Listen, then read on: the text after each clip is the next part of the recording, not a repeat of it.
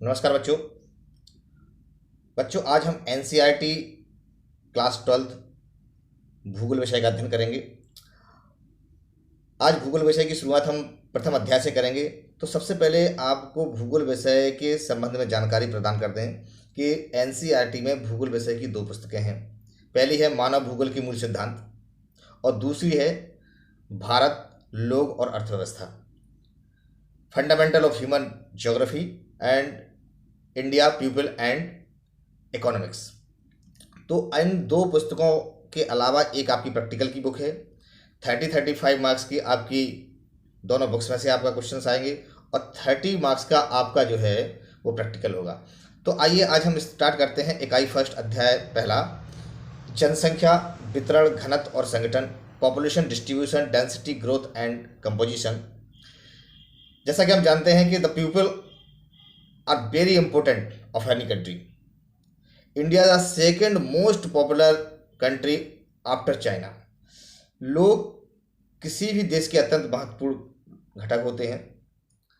भारत अपनी 121 करोड़ जनसंख्या के साथ चीन के बाद विश्व का दूसरा सबसे सघन बसा हुआ देश है। भारत की जो जनसंख्या है वो उत्तरी अमेरिका, दक्षिणी अमेरिका और ऑस्ट्रेलिया, ये तीन जो कॉन्टिनेंट हैं, जो हमारे इस पूरे विश्व में जो तीन महाद्वीप हैं, उन तीन महाद्वीपों में की जनसंख्या को भी मिला दिया जाए तो उन सभी तीनों महाद्वीपों की जनसंख्या से भी अधिक जनसंख्या अकेले हमारे एक भारत देश में है। इतनी बड़ी जनसंख्या निश्चित तौर पर हमारे जो संसाधन है देश के, उस पर कहीं ना कहीं असर डालती होगी, सामाजिक आर्थिक प्रॉब्लम्स क्रिएट होती होंगी। तो इस अध्याय में हम भारत की जनसंख्या के वितरण, प्रतिरूप, घनत्व और वृद्धि के संबंध में विवेचना करेंगे। तो सबसे पहले हम देखते हैं जनसंख्या का वितरण, डिस्ट्रीब्यूशन ऑफ पॉपुलेशन। तो डिस्ट्रीब्यूशन ऑफ पॉपुलेशन के लिए आप सबसे पहले इस मानचित्र पर नज़र डालें। यह 2011 का पॉपुलेशन का आंकड़ा है। इस चित्र में आपको पॉइंट सारे इंडिया में दिखाई दे रहे होंगे। कहीं घने पॉइंट्स हैं, कहीं बहुत बिरले पॉइंट्स हैं। इसमें एक पॉइंट जो है उसका मानक जो है, उस एक बिंदु का मतलब है 2 लाख व्यक्ति। यहाँ हम आपको बता दें, ये जो क्षेत्र आपको दिखाई दे रहा है, ये आपको अत्यधिक घना क्षेत्र दिखाई दे रहा होगा। यहाँ पॉपुलेशन या डेंसिटी, जो घनत्व है लोगों का, वो बहुत ज़्यादा है। इसके अलावा जैसे ही आप इस एरिया को देखेंगे, इस एरिया पे आप नज़र डालेंगे तो यहाँ आपको पॉपुलेशन कम नज़र आएगी। यहाँ भी आपको पॉपुलेशन कम नज़र आ रही होगी। बहुत बिरले यहाँ पे बिंदु रखे हुए हैं। इसके अलावा जैसे आप नीचे जाते हैं तो यहाँ आपको पॉपुलेशन का घनत्व ज़्यादा दिखाई दे रहा है। और अगर आप पश्चिमी हिंदुस्तान की बात करें, पश्चिमी भारत की बात करें, तो ये जो हिस्सा है यहाँ भी आपको कम बिंदु दिखाई दे रहे हैं। तो इन बिंदुओं से क्या निष्कर्ष निकलता है, क्या इसके मायने हैं, ऐसा क्यों है, ऐसा क्या कारण है कि जो जनसंख्या का घनत्व है हमारा गंगा ब्रह्मपुत्र की घाटी में सबसे ज़्यादा है, उत्तरी हिस्से में जनसंख्या घनत्व बहुत बिरला है। अगर आप पूर्वी भारत की बात करें तो यहाँ भी जो घनत्व है बहुत कम है। आप यहाँ अरुणाचल प्रदेश, असम, मिजोरम आदि की स्थिति देख सकते हैं। पीछे पर राजस्थान की स्थिति देख सकते हैं। उत्तर में गुजरात की स्थिति देख सकते हैं। तो ये कुछ ऐसे प्रदेश हैं जहाँ पर जनसंख्या बहुत ही विरल बसी हुई है। और दूसरी जगह अगर आप इस क्षेत्र को देखते हैं, गंगा ब्रह्मपुत्र के मैदानी भाग को, तो यहाँ पर जनसंख्या बहुत अधिक और घनी बसी हुई है। आगे अगर हम बढ़ते हैं तो हम पाते हैं कि भारत में जो जनसंख्या है, ऐसा एक स्थानिक वितरण की जनसंख्या और भौतिक, सामाजिक, आर्थिक, ऐतिहासिक कौन कौन से ऐसे रीजन्स हैं जिसकी वजह से जनसंख्या के घनत्व में या जनसंख्या के वितरण में अंतर पाया जाता है। तो सबसे पहला प्रश्न आपके इस पार्ट से सबसे पहले यही निकल के आता है कि ऐसे वे कौन से रीजन्स हैं, ऐसे कौन से कारण हैं जिसके वजह से भारत में जनसंख्या के वितरण में अत्यधिक विरलता पाई जाती है, या ऐसे कौन से प्रदेश हैं जहां पर जनसंख्या बहुत अधिक पाई जाती है, या ऐसे कौन से प्रदेश हैं जहां पर जनसंख्या बहुत कम पाई जाती है, और अधिक जनसंख्या पाए जाने के कौन कौन से मुख्य रीजन्स हैं, और कौन से ऐसे मुख्य रीजन हैं जिस वजह से भारत के उत्तरी हिस्से में और पश्चिमी हिस्से में कम जनसंख्या पाई जाती है। दोस्तों, यदि हम भारत में जनसंख्या वितरण की बात करें तो यहाँ आप देखते हैं तमिलनाडु, मध्य प्रदेश, राजस्थान, कर्नाटक, गुजरात, उत्तर प्रदेश, महाराष्ट्र, बिहार, पश्चिम बंगाल और आंध्र प्रदेश की जनसंख्या मिलकर के देश की कुल जनसंख्या का 76%, 76% भाग कवर करती है। वहीं दूसरी ओर अगर हम देखें तो जम्मू कश्मीर में 1.04% जनसंख्या है, अरुणाचल प्रदेश में 0.84% जनसंख्या है, वहीं उत्तराखंड में कुल 0.83% जनसंख्या है। तो राज्य इतनी जनसंख्या कम वाले क्यों हैं? और उत्तर प्रदेश, मध्य प्रदेश, बिहार, पश्चिम बंगाल और आंध्र प्रदेश और गुजरात और कर्नाटक ऐसे राज्य हैं जहां पर बहुत अधिक जनसंख्या पाई जाती है। तो इसके रीजन्स की ओर हमें जाना होगा, ऐसे कौन कौन से वे रीजन हैं, कौन कौन से कारक हैं। हालांकि विभिन्न जो जनसंख्या वितरण के कारक होते हैं उसको हम लोग सामाजिक, आर्थिक, सांस्कृतिक या भौतिक कारकों में विभक्त करते हैं। यह कारक हम विगत कई वर्षों से पढ़ते आ रहे हैं, जनसंख्या वितरण के कौन कौन से कारक हैं। जनसंख्या का वितरण जो है वो अनेक तथ्यों, भौतिक, सांस्कृतिक कारकों द्वारा निर्धारित होता है, जिसमें से मुख्य या निम्नलिखित जो है वो है प्राकृतिक कारक। अगर हम प्राकृतिक कारणों को देखें तो प्राकृतिक कारणों में सबसे पहले जलवायु, जल की पूर्ति, ग्लोब की स्थिति, मिट्टी की उर्वरा शक्ति, धरातल, प्राकृतिक संसाधन आदि सम्मिलित किए जाते हैं। इसके अलावा सांस्कृतिक कारक जो मुख्य रूप से हैं, इसके अंतर्गत मानव की आर्थिक क्रियाएं, संसाधनों का बढ़ता हुआ प्रभाव या उनका उपयोग, मानवीय समाज की व्यवस्थाएं, सरकार की आवास प्रवास की नीति, जनसंख्या संबंधी नीति, सुरक्षा की व्यवस्था, सामाजिक मान्यताएं और कुछ ऐसी प्रथाएं हैं जिनके कारण भी जनसंख्या किसी क्षेत्र में प्रभावित करती है, उसके संगठन पर का प्रभाव डालती है और उसके वितरण पर प्रभाव डालती है। जनसंख्या वितरण के सामाजिक, आर्थिक और ऐतिहासिक कारकों में से सबसे जो महत्वपूर्ण कारक है वो स्थायी कृषि का उद्भव और कृषि विकास, मानव बस्ती के प्रतिरूप, परिवहन जल तंत्र का विकास, औद्योगिक विकास और नगरीकरण है। ऐसा देखा गया है कि भारत में नदियां या नदी मैदानों और तटीय क्षेत्रों में स्थिति सदैव विशाल जनसंख्या सांद्रण की केंद्र रही है। हमेशा जनसंख्या जो है वो इन्हीं क्षेत्रों में सबसे अधिक स्थापित होती रही है, यहीं पर उनका सांद्रण होता रहा है, यहाँ पर उनका जनसंख्या घनत्व बढ़ता रहा है। इसके अलावा औद्योगिकरण और नगरीकरण के कारण भी ग्रामीण बस्ती से या ग्रामीण क्षेत्रों से लेकर के शहरी क्षेत्रों में या नगर की ओर लोगों का प्रवास अधिक हुआ है, जिस वजह से भी वहाँ जनसंख्या का सांद्रण अधिक हो गया है। इसमें अगर आप देखें तो मुंबई हो या दिल्ली हो, अहमदाबाद हो, बेंगलुरु हो, चेन्नई हो, कोलकाता हो, ये कुछ ऐसे बड़े शहर हैं जहाँ पर औद्योगिक और नगरीकरण की क्रांति ने ग्रामीण क्षेत्रों को वहाँ के लिए आकर्षित किया। अगला टॉपिक है जनसंख्या का घनत्व, पॉपुलेशन कंपोजिशन। इसके अंतर्गत सबसे पहले तो हमको ये समझना होगा कि जनसंख्या का घनत्व आखिर है क्या। इसको बहुत ही सरल भाषा में समझने का प्रयास करते हैं कि प्रति वर्ग किलोमीटर में रहने वाले लोगों की संख्या जो होती है वो जनसंख्या का घनत्व कहलाती है। जनसंख्या के घनत्व को प्रति इकाई क्षेत्र में व्यक्तियों की संख्या के द्वारा अभिव्यक्त किया जाता है।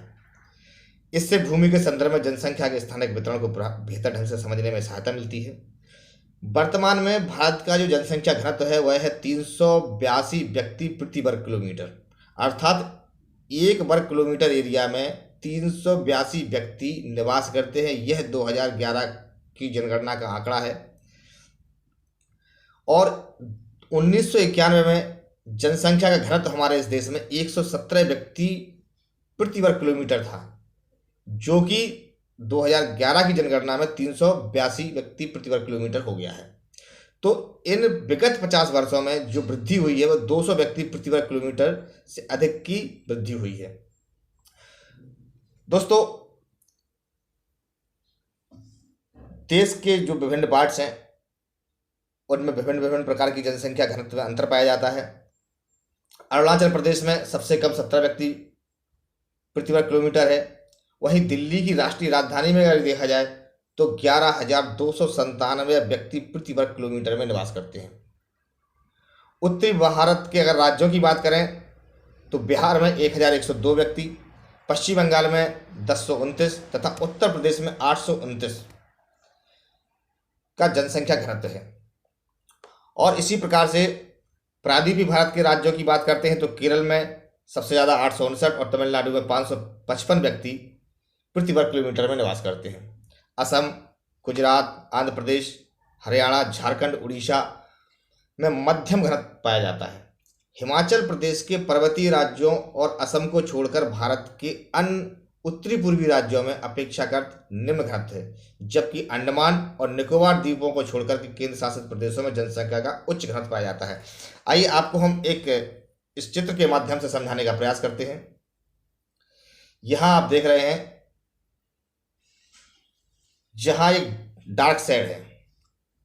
सबसे पहले तो आप इस पर नजर डालें, प्रति व्यक्ति वर्ग किलोमीटर जहां लिखा हुआ है, यहां पर जो डार्क कलर बना हुआ है, यहाँ पे 1201 व्यक्ति प्रति वर्ग किलोमीटर से अधिक पॉपुलेशन का निवास है। वहाँ 1201 से अधिक व्यक्ति उस प्रति वर्ग किलोमीटर क्षेत्र में पाए जाते हैं। तो यह आप उत्तर प्रदेश देखें, बिहार, पश्चिम बंगाल और केरल, ये ऐसे राज्य हैं जहाँ पर की जनसंख्या का घनत्व बहुत अधिक है। यहाँ पर सबसे ज़्यादा सांद्रण है जनसंख्या का। इसके बाद यदि दूसरा पॉइंट अगर हम देखते हैं, 801 से लेकर के 1200 जनसंख्या का घनत्व ऐसे कौन कौन से राज्य हैं, तो इसमें आप यहाँ पीछे नजर डालिएगा, पंजाब, हरियाणा, ऐसे दो जो राज्य हैं, तमिलनाडु। अगर आप यहाँ देखेंगे मध्य भारत में, तो 400 से 800 प्रति वर्ग किलोमीटर के बीच में ये संपूर्ण मध्य भारत का क्षेत्र आता है। यहाँ पर 400 से 800 के बीच में प्रति व्यक्ति वर्ग किलोमीटर का निवास है। इसके अलावा 100 से 400 के बीच में आप पूर्वांचल के कुछ राज्य देख सकते हैं। यहाँ उत्तराखंड, उत्तरांचल, जम्मू कश्मीर का भाग, यहाँ पर जो जनसंख्या है वह 100 से 400 के बीच में है। उसी में गुजरात भी है, आपका राजस्थान भी है। इसके अलावा अगर सबसे कम जनसंख्या का सांद्रण या सबसे जनसंख्या का घनत्व, पॉपुलेशन का डेंसिटी सबसे कम यदि कहीं पर है, तो वह राज्य हैं आपके अरुणाचल प्रदेश। ये पूर्वांचल के जो राज्य हैं, यहाँ पर 100 से कम व्यक्ति प्रति वर्ग किलोमीटर पाए जाते हैं। अब प्रश्न उठता है कि जनसंख्या के घनत्व में, भारत में जो जनसंख्या घनत्व है, उस घनत्व के वितरण में इतनी असमानता क्यों है, ये इतना डिफरेंसेस क्यों है? तो इस डिफरेंसेस को जाने के लिए आपको इसके कारण निकालने होंगे। तो कौन कौन से ऐसे रीजन्स हैं जिसकी वजह से जनसंख्या घनत्व का जो वितरण है वह डिफरेंट पाया जाता है? तो जनसंख्या के वितरण का जो हमने आपको रीजन्स बताए थे,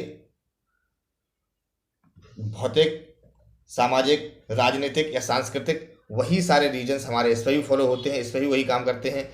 किस वजह से वहाँ पर जनसंख्या अधिक है, उसमें नगरीकरण भी कारण है, औद्योगिकरण भी कारण है, और पानी की उपलब्धता, जल की उपलब्धता, कृषि, पशुपालन, खदानें और आवागमन के साधन, ऐसे कई रीजन्स होते हैं जिस वजह से किसी स्थान विशेष पर जनसंख्या घनत्व अधिक होता है और कहीं जनसंख्या घनत्व बहुत कम पाया जाता है। आपको पुनः बता दें कि हमारा जनसंख्या घनत्व जो इस क्षेत्र में सबसे ज़्यादा है, ये गंगा ब्रह्मपुत्र का मैदानी भाग है। एक तो मैदानी भाग है, गंगा ब्रह्मपुत्र की नदियाँ और यमुना नदी की वजह से यहाँ पर उपजाऊ जमीन है, कृषि बहुत अच्छी यहाँ पर होती है, जल संसाधन बहुत अच्छे हैं, सिंचाई की साधन है। इस वजह से यह जो क्षेत्र भारत का है। दूसरा, यहाँ पर कर्क रेखा आप ये देख रहे हैं, भारत के बीचों बीच से कर्क रेखा निकली हुई है 23.5 डिग्री अक्षांश पर। यह कर्क रेखा की वजह से यहाँ हमारे देश में यहाँ सब मौसम है। 23.5 डिग्री पृथ्वी के अक्षांश झुके होने के कारण सूर्य की लंबवत किरणें 23.5 डिग्री अक्षांश तक आती हैं और उसके बाद दक्षिणायन शुरू हो जाता है, तो ये सूर्य की किरणें यहाँ से बाद पुनः यहाँ से लौटना प्रारंभ हो जाती हैं। उत्तरायण में भूमध्य रेखा से उत्तर की ओर सूर्य की किरणें बढ़ना शुरू होती हैं और दक्षिणायन होने पर सूर्य की किरणें उत्तरी कर्क रेखा पर आने के बाद पुनः दक्षिणायन होना शुरू हो जाती हैं। यह जानकारी आपको अवश्य होगी क्योंकि आप 12th क्लास के स्टूडेंट हैं, इतना तो आप जानते ही हैं। तो मुख्य रीजन हमने आपको बता दिया क्या कारण है जिसके वजह से जनसंख्या का घनत्व हमारे गंगा ब्रह्मपुत्र के मैदान में सबसे अधिक है। और इसको भी आप समझ लें कि ऐसे कौन से रीजन हैं जिसकी वजह से अरुणाचल प्रदेश का ये भारत का जो पूर्वोत्तर क्षेत्र है यहाँ पर जनसंख्या घनत्व बहुत कम पाया जाता है। तो एक तो दुर्गम क्षेत्र है, पहाड़ी क्षेत्र है, जलवायु अनुकूल नहीं है, 12 मास यहाँ पर वर्षा होती रहती है। आपको सबसे जानकारी होगी कि विश्व की सर्वाधिक वर्षा वाला क्षेत्र मानसरोवर आपका यहीं पाया जाता है। उसके अलावा पहाड़ी क्षेत्र दुर्गम क्षेत्र है, बहुत बहुत ऊंची पहाड़ियाँ हैं, अधिकांश बर्फ से ढकी रहती हैं, आवागमन के साधन नहीं है। तो ऐसे कोई पॉइंट्स हैं जिसकी वजह से यहाँ जनसंख्या का घनत्व बहुत कम पाया जाता है। जनसंख्या वृद्धि के जो प्राकृतिक कारक हैं, प्राकृतिक कारकों में जैसे जन्म दर और मृत्यु दर है, तो सबसे पहले हम प्रयास करते हैं इन्हीं को समझने के लिए कि जन्म दर क्या होता है। जन्म दर से तात्पर्य है कि प्रति 1000 व्यक्तियों पर एक वर्ष में प्रति 1000 व्यक्तियों पर जन्म लेने वाले जीवित बच्चों की संख्या, अर्थात महिलाओं के द्वारा जो जीवित बच्चों को जन्म दिया जाता है उनको हम काउंट करते हैं प्रति 1000 पर, और यह दर जो होती है प्रति 1000 पर व्यक्त की जाती है, इसको जन्म दर बोलते हैं। पुनः आप जन्म दर को समझ लीजिए कि प्रति 1000 महिलाओं द्वारा एक वर्ष के अंदर दिए गए जीवित बच्चों की संख्या जन्म दर कहलाती है। इसी प्रकार से मृत्यु दर, किसी भी देश में एक वर्ष में प्रति 1000 व्यक्तियों पर जिन व्यक्तियों की मृत्यु हो जाती है या जितने लोगों की मृत्यु होती है उसे मृत्यु दर कहते हैं। यह मृत्यु दर भी प्रति 1000 पर व्यक्त की जाती है। तो जनसंख्या वृद्धि का जो कारक है, मुख्य कारक जन्म दर और मृत्यु दर, इसके अलावा प्रवास भी है, माइग्रेशन, उसको हम लोगों को इस चैप्टर में नहीं अध्ययन करना है, उसको हम अगले चैप्टर में अध्ययन करेंगे। इसके बाद हम देखते हैं कि भारत में जो 10 की वृद्धि हुई है, 10 की वृद्धि का मतलब 10 वर्षों के अंतराल पर जो भारतवर्ष में जनसंख्या में वृद्धि हुई है उसका प्रतिशत क्या है, कितनी हुई है, कितनी बढ़ोतरी हुई है, या जनसंख्या में कमी आई है या ज़्यादा बढ़ी है या बहुत ज़्यादा बढ़ी है, कहीं कहीं जनसंख्या का विस्फोट हुआ है, तो उसके पीछे क्या रीजन है उसका अभी हम अध्ययन करेंगे। यहाँ पर जो जनगणना वर्ष दिया गया है 1901 से लेकर के 2011 के बीच का दिया गया है। तो बच्चों मैं आपको बता दूं कि यहाँ पर जो जनसंख्या के गणना वर्ष 1901 है, उस समय भारत की जनसंख्या जो थी 23,83,96,327 थी, और जो कि 1911 में बढ़कर के 25,20,93,390 हो गई है। अर्थात इस 10 वर्षों में जो जनसंख्या बढ़ी है वह बढ़ी थी 1,36,97,063, और इसका वृद्धि प्रतिशत दिखाया गया है प्लस में 5.75, अर्थात 5.6% की वृद्धि जनसंख्या में इन 10 वर्षों में हुई है। आपको यह जानकारी होगी कि भारतवर्ष में प्रति 10 वर्षों में जनसंख्या की गणना की जाती है, यह लगातार होती आ रही है। भारत की स्वतंत्रता से पूर्व से होना प्रारंभ हो गई थी और प्रति वर्ष पे आज की डेट में भी आज तक होती चली आ रही है। अभी 2021 में भी जनसंख्या की गणना होनी है। तो 2001 की अगर हम जनसंख्या देखें तो इस समय जनसंख्या जो भारत की थी 2001 की जनगणना के अनुसार 102 करोड़, और वही 102 करोड़ बढ़ करके 2011 में कितनी हो गई है, 121 करोड़। आज अगर हम भारत की जनसंख्या की गणना का अनुमान लगाएं तो इस समय जो जनसंख्या की वृद्धि हो रही है वो 17.64% एवरी 10 ईयर्स परसेंटेज के हिसाब से बढ़ रही है। यह परसेंटेज हम कैसे निकालते हैं उसको भी हम आपको बताएंगे। उसके पहले ही सबसे महत्वपूर्ण जो चर्चा करने का बिंदु है वह है जनसंख्या वृद्धि के जो विभिन्न रीजन्स हैं। जैसे आपने अभी देखा है यहाँ पर 1921 में जनसंख्या बढ़ने की जगह कम हुई। यहाँ आप देख रहे हैं कि -0.31। पहले जो पॉपुलेशन 1911 में थी वो 25 करोड़ थी, 25 करोड़ 20 लाख, और 1921 में हो आकर के ये हो गई है 25 करोड़ 13 लाख, अर्थात 7,72,117 लोगों पिछली 10 वर्षों में कम हुई। अब इस कम के क्या कारण हैं, कौन कौन से ऐसे मुख्य रीजन है, जी क्वेश्चंस आपका बोर्ड एग्जामिनेशन में आ सकता है। इसको आपको अध्ययन करना होगा, समझना होगा कि ऐसे वो कौन से कारण थे कि हमेशा अगर आप पूरा चार्ट को देखें तो आपको हमेशा हर जगह यह प्लस में ही दिखाई देगा। यहाँ जनसंख्या बढ़ी, यहाँ कम हुई, यहाँ 1921 में 31, 41, ये हमेशा जनसंख्या बढ़ती गई। और जनसंख्या विस्फोट का जो सबसे बड़ा काल आया वह आया आपका 1981 और 1971। 1981 और 1971 का जो अगर हम सीजन देखें 10 वर्षों का, तो +2.24.80 24.80 जनसंख्या की दर से यहाँ पर वृद्धि हुई है। इसके बाद जनसंख्या वृद्धि का जो दर है वो धीमे धीमे कम होता गया। तो जनसंख्या वृद्धि के क्या रीजन रहे हैं, जनसंख्या जहाँ कम हुई उसके क्या कारण थे, और जहाँ जनसंख्या ये विस्फोट हुआ यहाँ पर अत्यधिक जनसंख्या बढ़ी, इसके क्या रीजन रहे, इसके रीजन में हम आगे चल के उसका डिस्कस करेंगे। इसके पहले हम देखते हैं कि 10 की वृद्धि दर हम लोग निकालते कैसे हैं, कैसे हम लोग कैलकुलेट करते हैं कि हमारी देश की जनसंख्या में कितनी वृद्धि हुई है।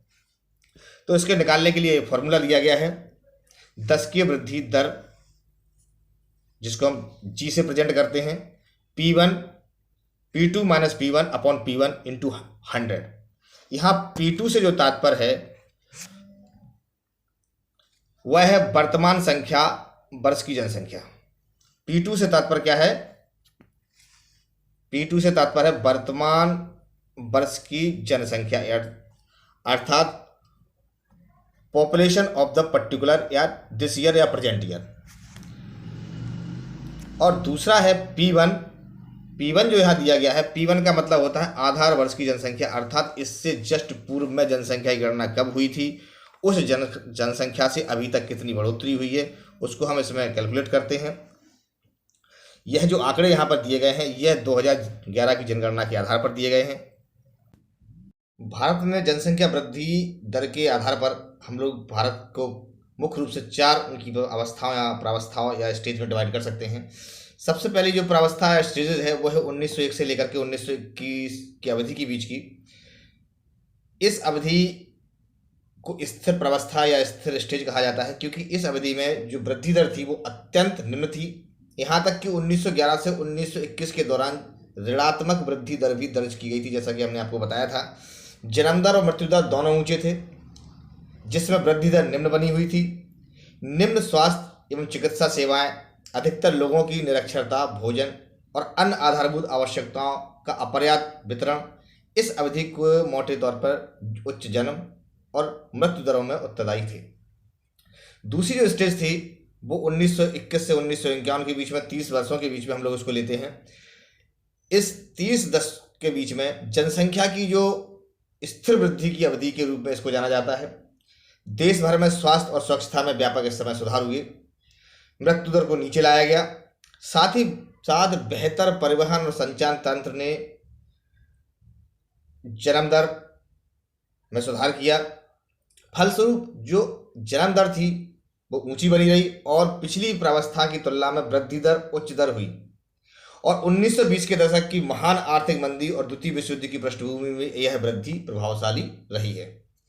और तीसरी अवस्था जो हमारे भारत की है जनसंख्या वृद्धि के रूप में, वह 1951 से 1981 के बीच में ली जाती है। इन 30 वर्षों में भारत में जनसंख्या विस्फोट हुआ इस समय, और विस्फोट की अवधि के रूप में इसको हम लोग जानते हैं। यह देश में मृत्यु दर में तीव्र ह्रास, मृत्यु दर बहुत तीव्र गति से कम हुई, और जनसंख्या की उच्च प्रजनन दर, मतलब जो जन्म दर था वो अधिक बढ़ गया, और औसत वृद्धि दर जो हुई वो 2.2% तक ऊंची चली गई। और स्वतंत्रता प्राप्ति के बाद यही अवधि भी जिसमें एक केंद्रीकृत नियोजन की प्रक्रिया के माध्यम से विकासात्मक कार्यों को आरंभ किया गया। दूसरी ओर अर्थव्यवस्था सुधरने लगी, जिससे अधिकांश लोगों के जीवन की दशाओं में सुधार सुनिश्चित हुआ। परिणामस्वरूप जनसंख्या की प्राकृतिक जो वृद्धि थी, जो नेचुरल उसकी बर्थ रेट थी, वो हाई बनी रही। इन सबके अतिरिक्त तिब्बतिया, बांग्लादेशी, नेपालियों को देश में लाने वाले बड़े अंतर्राष्ट्रीय प्रवास हुए, और यहाँ तक कि पाकिस्तान से आने वाले लोगों ने भी उच्च वृद्धि दर में योगदान दिया। तो यही वह समय था जब विदेशों से लोग भी भारत में आकर के रहने लगे, वहाँ से उन्होंने प्रवास भारत की ओर किया। और आखिरी जो अवस्था हमारे जनसंख्या वृद्धि की है वह 1981 के बाद लागू होती है। 1981 के पश्चात वर्तमान तक देश की जनसंख्या की वृद्धि दर यद्यपि ऊंची बनी हुई रही, परंतु धीरे धीरे अब यह मंद गति से घटने लगी है। ऐसी जनसंख्या वृद्धि के लिए जो अशोधित जन्म दर की अवमुखी पद्धति है उसका निम्न निम्न उसको हम कहते हैं कि वो कमी होने उसमें शुरू हो गई है। बदले में यह देश में विवाह की औसत आयु में वृद्धि, जीवन में गुणवत्ता, विशेष रूप से स्त्री शिक्षा में सुधार से प्रभावित हुई है। जैसा कि हम जानते हैं कि पहले हमारे देश में जो विवाह की आयु थी वो 14 वर्ष थी, फिर 16 वर्ष हुई, और अब जाके वर्तमान में पुरुष की आयु 21 वर्ष, महिला की आयु 18 वर्ष होती है, तभी विवाह संपन्न होता है। तो एक तो विवाह देरी से होने लगे, दूसरे स्त्री शिक्षा की ओर विशेष ध्यान दिया गया। इस वजह से भी जो हमारी जन्म दर है वह जन्म दर में कमी आई है। तो देश में जनसंख्या की वृद्धि दर अभी भी ऊंची है और विश्व विकास रिपोर्ट द्वारा यह प्रक्षेपित किया गया है कि 2025 तक भारत की जनसंख्या 135 करोड़ को भी स्पर्श कर जाएगी। हालांकि 135 करोड़ जनसंख्या लगभग अभी टच हो चुकी है, उसको क्रॉस कर चुकी है। यह 2025 तक तो जनसंख्या और अधिक बढ़ने की इसकी उम्मीद है। तो दोस्तों, अभी तक जो विश्लेषण किया गया औसत वृद्धि दर को हम लोगों ने समझा। इस जनसंख्या विस्फोट का कारण हुआ, जनसंख्या वितरण के क्या कौन से मुख्य कारण रहे हैं, जनसंख्या घनत्व हमारा क्या है, जनसंख्या घनत्व का वितरण को कौन कौन से कारक प्रभावित करते हैं, इस पर भी हम लोगों ने चर्चा की। दोस्तों, अगले वीडियो में हम जनसंख्या वृद्धि एवं क्षेत्रीय विभिन्नताओं का अध्ययन करेंगे। आप हमारे यूट्यूब चैनल से जुड़े रहें। एनआईएस गुरु को लाइक, शेयर और सब्सक्राइब करना ना भूलें। धन्यवाद।